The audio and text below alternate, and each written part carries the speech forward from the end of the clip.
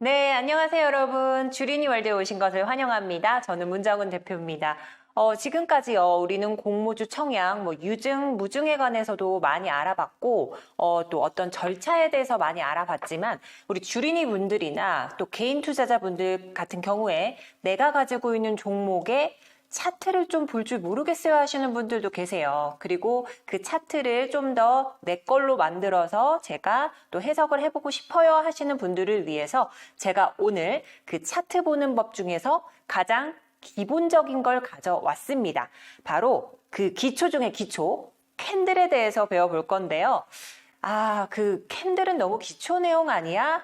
하시는 분들 계실 수 있어요. 하지만 오늘 강의를 들으시면 내가 몰랐던 이 캔들에 대해서 이런 게 있구나. 오늘 제대로 알아가는구나. 라고 느끼실 수 있을 겁니다. 제가 그만큼 여러분들께 도움 드릴 만한 그런 정보들로 가득가득 채워 넣었으니까 끝까지 저랑 함께 해주세요.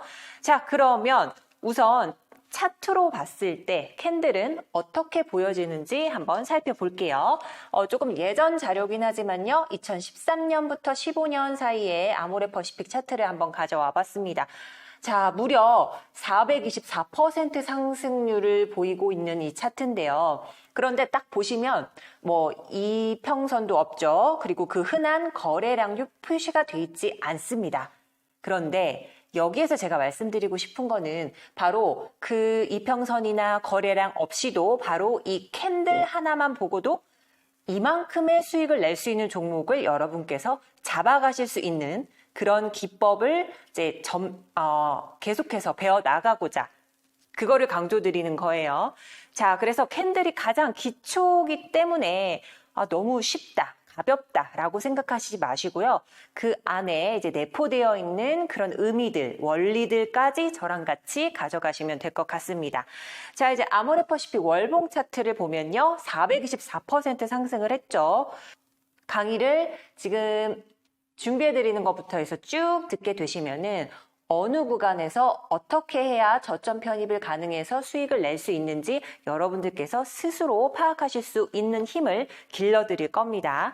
자, 지금은 월봉 차트를 보고 있는데요.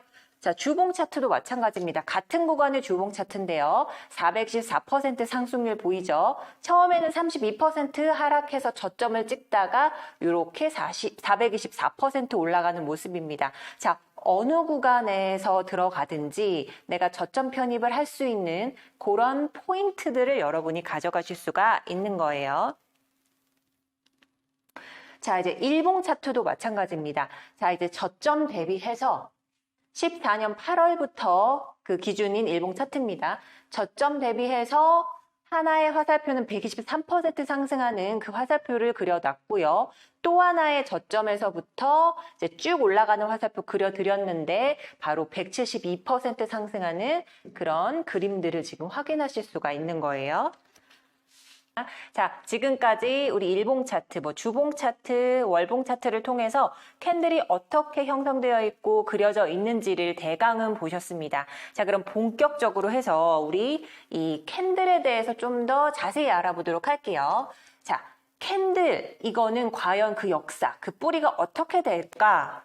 궁금하셨죠? 제가 하나하나 소개를 드릴게요. 자, 일본의 혼마 문에히사라는 사람에 의해서 완성된 기술적 분석이다라고 많은 분들이 알고 계실 거예요. 자, 우리나라에서도 사케다 전법으로 널리 알려져 있는 그런 기술적 분석입니다. 무려 이 혼마 문에히사라는 사람이 300년 전에 만들어진 거예요. 그만큼 역사가 깊은 거죠.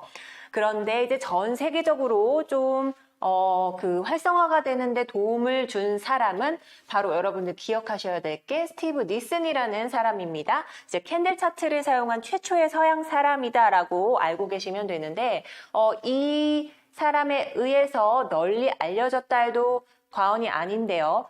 왜 중요하냐? 바로 연방준비위원회, 또 세계은행, 금융투자기관에 있는 애널리스트들이나 펀드 매니저들에게 이 캔들 기법을 통해서 교육을 했던 사람이 바로 스티브 니슨입니다. 그래서 전 세계적으로 가장 흔하게 사용되는 기술적 분석 중에 하나로 자리매김을 하는데 가장 큰 공을 들였던 사람이라고 보시면 되겠죠. 자, 그러면 우리 이 캔들 조금 간단하게 한번 살펴볼게요. 이런 양봉과 음봉의 개념은 아시는 분들 많이 계실 거예요. 자, 빨간색이면 우리나라 기준으로 양봉이라고 하죠. 그리고 파란색은 음봉이라고 합니다. 근데 이 기준이 어떻게 될까? 너무너무 쉽다라고 생각하실 수가 있겠는데요. 자, 빨간색의 기준은요. 시가 대비, 간단하게 설명을 드리면 시가 대비, 여기가 시가인데요. 종가가 위로 향해 있으면 빨간색 양봉이 되는 거고요. 음봉의 기준은 시가 대비 종가가 아래쪽으로 쭉 떨어져 있으면 이게 바로 파란색 음봉이 되는 겁니다. 자, 그래서 다시 한번 살펴보면 여기 시가라고 쳐볼게요. 시가가 10,000원 정도에 시작을 했다고 볼게요. 근데 이제 점점점 주가가 등락을 반복하겠죠. 뭐 11,000원, 12,000원, 13,000원까지 올라가다가 결국에 15,000원에서 종가 형성하고 장을 마감했습니다. 이렇게 되면 위로 올라가는 빨간색 양봉으로 표시가 되는 거죠. 그래서 여기 있는 시가보다 종가가 위에 있으면 빨간색 양봉이다 라고 생각하시면 되시고요. 그 반대로 음봉은 또 어떻게 될까요? 여기가 시가, 시초가가 됩니다. 처음에 이제 10,000원에 마찬가지로 형성이 됐다고 했을 때 장중에 계속해서 주가가 하락을 하게 되죠. 하락하면서 점점 9,000원, 8,000원, 7,000원 찍다가 5,000원. 그러니까 시초가보다 많이 떨어진 가격으로 종가가 형성이 된다면 이게 바로 파란색으로 표시하고 음봉이라고 하는 겁니다.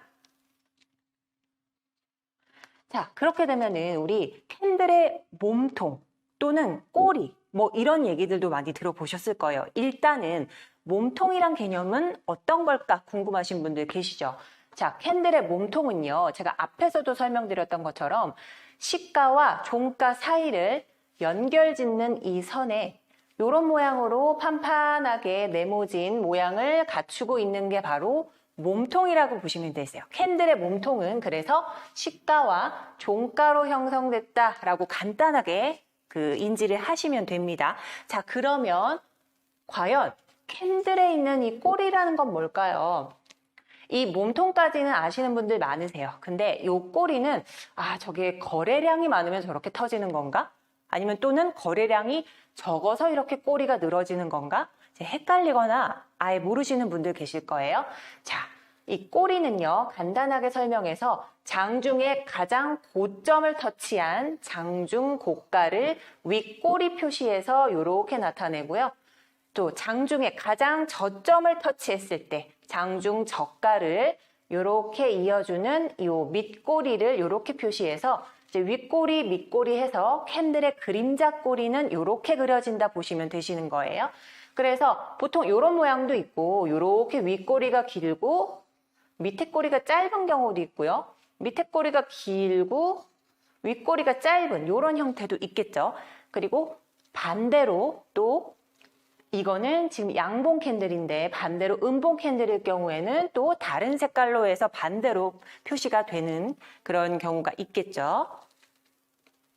자, 그렇게 해서 정리를 해보자면요. 이 캔들이라는 자체 구조는요. 시가와 종가와 저가와 고가를 형성한다는 거예요.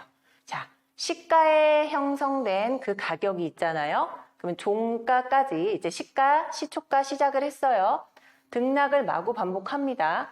그러다가 고점 한번 찍고 저점 찍고 결국에는 여기에서 종가를 형성해요. 그렇게 되면은 우리 캔들 모양이 시가와 종가 몸통은 이렇게 표시가 되고 이제 장중 고점, 장중 저점을 이렇게 해서 표시가 된다. 그래서 이렇게 간단하게 여러분들도 그려보실 수가 있는 거예요.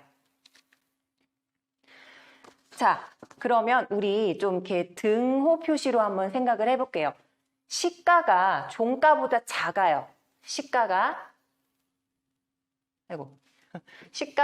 종가보다 작다. 이 표시는 바로 시가가 아래에 있고 종가가 위로 형성돼서 이렇게 그림이 형성된다. 그래서 양봉이다라고 말을 하는 거고요.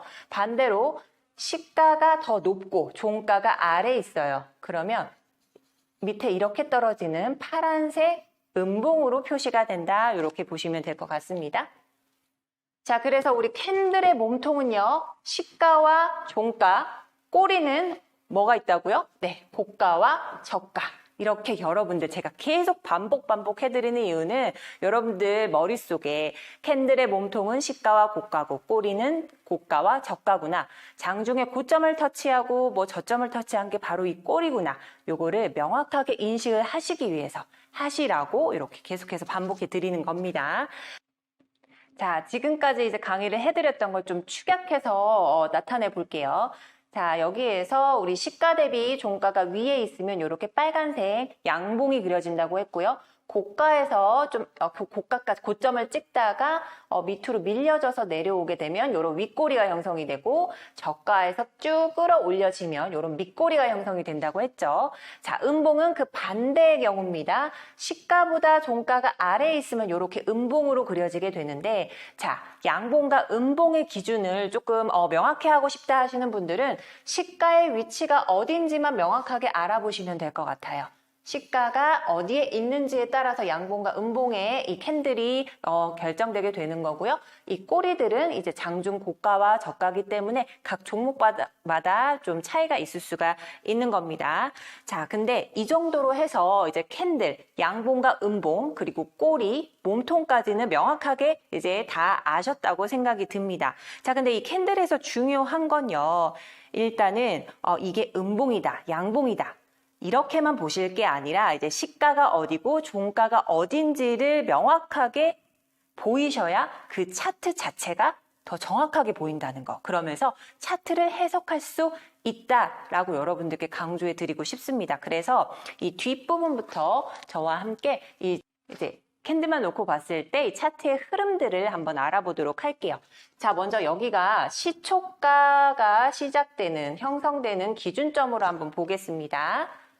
자, 먼저 이렇게 장 개장을 하고 쭉쭉쭉쭉 뻗어서 올라가는 이런 형국을 나타냅니다. 이럴 때 캔들은요, 이런 식으로 장대 양봉으로 그려지게 되죠. 여기에서 아무런 변화 없이 여기에서 종가가 됐다 치면 오늘의 캔들 모양은 이렇게 되는 겁니다. 꼬리 하나 없이 깔끔하게 떨어지는 이런 장대 양봉으로 그려지게 되는 거죠. 자, 반대로 시초가 기준점이 여기고요. 처음 장 개장부터 하락세를 보이는 그 종목이 있다고 생각을 해볼게요. 어떠한 그런 제약도 없이 쭉쭉쭉 그냥 내려가 버립니다. 이렇게 되면 장대 음봉으로 이렇게 표시가 되는데, 이때 여러분들이 해석하실 수가 있는 게 앞에서 보셨던 그 장대 양봉은 어떠한 매도세도 들어오지 않고 매수세가 한 방향으로 아주 강하구나. 또 요거는요, 매수가 들어오지 않은 상태에서 매도세가 상당히 강한 이런 흐름을 보이고 있구나. 좀 조심해야 되겠구나. 아, 이 종목은 더 빠질 수도 있겠구나. 이렇게 해석을 하시면서 여러분들 투자에 조금 계획을 세우셔야 되는 거예요. 자, 그래서 다음 차트도 한번 볼게요. 다음 그림 보시면은 일단 주가의 흐름대로 캔들이 어떻게 모양이 바뀌는지 한번 볼게요. 처음 주가가 이렇게 쭉쭉쭉 올라갑니다. 그러면 주가가 올라가는 대로 캔들 모양도 그대로 따라서 올라가겠죠. 쭉 내려오다가 갑자기 고점을 터치한 다음에 하락을 잠깐 해요. 그렇게 되면 아까 보셨던 것처럼 고점을 찍고 끌어내려져 왔기 때문에 이런 윗꼬리가 형성이 되는 거예요. 자, 현재 주가는 계속해서 하락을 하게 됩니다. 쭉쭉 내려오다가 시초가까지 내려오게 되죠. 자, 근데 여기서 끝나지 않고 장중에는 등락을 반복을 하게 됩니다. 여기에서 내려오게 되면 고점을 여기까지 터치했음에도 불구하고 마이너스 지점까지 오기 때문에 이렇게 음봉으로 그려지게 되고요. 자, 점점점 내려가다가 이제 저점까지 찍고 다시 한번 반등을 하게 돼요. 이렇게 되면 저점에서 올라갔기 때문에 밑쪽 꼬리가 이렇게 그려지는 거를 여러분이 아실 수가 있는 거예요.